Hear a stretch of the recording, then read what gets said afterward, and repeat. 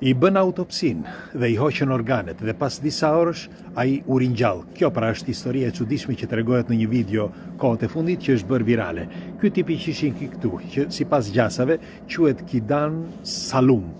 Dhe unë do t'ju them se çfarë zbulova dhe do të dëshiroj një komentin tuaj.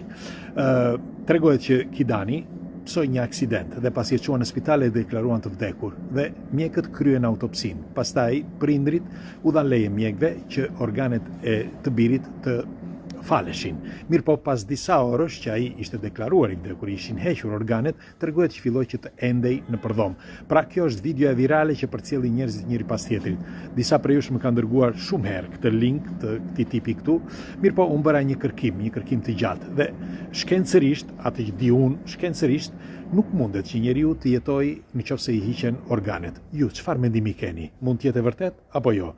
Njoh problemin ose sindromën e Lazarus, që quhet kështu, pra të njerëzve që janë ringjallur, po janë ringjallur përpara se të kryhet autopsia, jo pas autopsisë. Pra shpesh njerëzit përcjellin disa lajme ose disa gjëra pa e vërtetuar ose pa kërkuar këtë. Dhe unë mundova, tani do të dëshiroj një koment tuaj, ju çfarë mendimi keni për këtë këtu. Quhet Kidan Salum, të paktën kështu thuhet, nuk gjeta asgjë për këtë. Është me origjinë arabe thuhet, por jeton në Florida. Jetonte. Dhe ishte një kontenter, nuk gjeta as një faqe të tij, as një gjë të tij dhe bile as emrin. Ju çfarë mendimi keni? Pres komentet tuaja që ta diskutojmë. Kalofshi bukur.